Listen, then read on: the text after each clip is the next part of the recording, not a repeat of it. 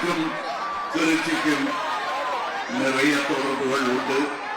முக்கியமாக என்னுடைய சகோதரர் திரு சந்திரஹாசன் அவர்கள்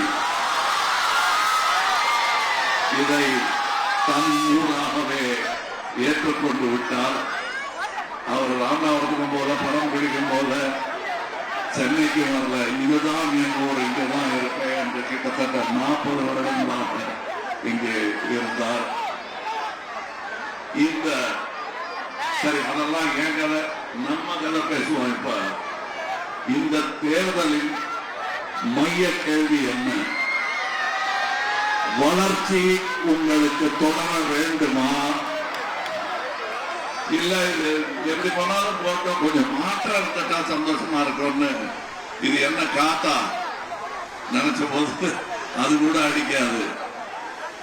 மாநில உரிமைகளை நீங்கள் காக்க வேண்டுமா, இல்ல இப்போதைக்கு அடமானம் வைக்கணுமா? இதை நீங்க முடிவு பண்ணி, இதுதான் கேள்வி. இதற்கான பதில் இங்க சொல்ல வேணாம், நீங்க 23ஆம் தேதி சொல்லுங்க.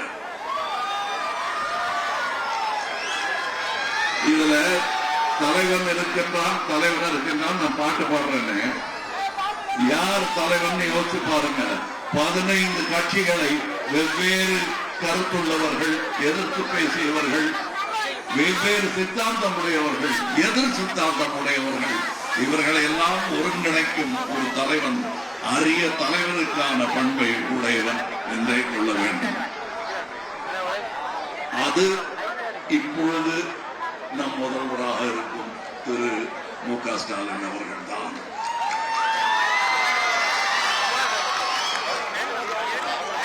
அதாவது விமர்சனங்கள் நான் சொல்லிக்கொண்டே இருப்பேன், அதை ஏற்கும் பெருந்தன்மை இருப்பவர் தான் தலைவர். அதை ஏற்றால் இப்ப பெண்களுக்கான உரிமை தொகை என்பதை பற்றி இந்தியாவிலேயே முதல் முறையாக பேசியது மக்கள் நீதி மையம் தான்.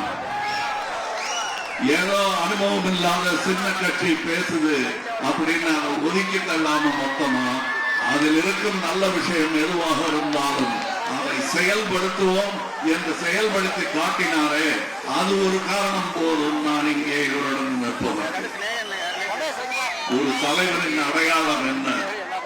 மக்களுக்கு ஆபத்து என்று வரும்போது ஓடி வர வேண்டும். ஓடி கோவிட், மழை, வெள்ளம், புயல், பேரிடர்கள், விபத்து என்று வரும்போது யார் வருகிறார்கள் என்று யோசித்து பாருங்கள். கஜா புயலின் போது இந்த வழியை, புயல் வந்த வழியெல்லாம் நானும் வந்திருக்கிறோம். புயலை தொடர்ந்து அல்ல, புயல் செய்த அந்த கோர தாண்டவத்தை தொடர்ந்து வந்தோம்.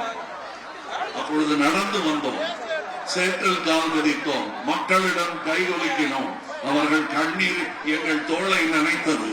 இதெல்லாம் நடந்த நிஜம். இப்பொழுது இங்கே இவ்வளவு அவலம் நடந்து கொண்டிருக்கிறது என்னும் பொழுது மேல கட்ட கட்ட கட்ட கட்டன்னு சத்தம் கேட்டுச்சு. பார்த்தா அன்றைய முதல்வர் ஹெலிகாப்டர்ல போயிட்டு இருந்தார். தலைமை என்பது மக்களை தேடி வர வேண்டும். திருச்சியையும் நேரு ஐயா அவர்களையும் பிரிக்க முடியாது, பிரிக்க முடியாத தொடர்பு அது. உங்கள் முன்னேற்றங்களில் எல்லாம் அவருக்கு பங்கு இருக்கிறது என்றால் மிகையாகாது. விமர்சனம் சொல்பவர்கள் சொல்லிக் கொண்டிருக்கட்டும், அது என்ன விமர்சனம் என்று கேட்டுக்கொண்டு அதற்கேற்ப நடக்கும் பெருந்தன்மை உள்ளதனால் தான் இத்தனை முறை ஜெயித்திருக்கிறார். திருச்சி, அதன் வளர்ச்சி, அதில் நேரு ஐயாவின் பங்களிப்பு நிறைய.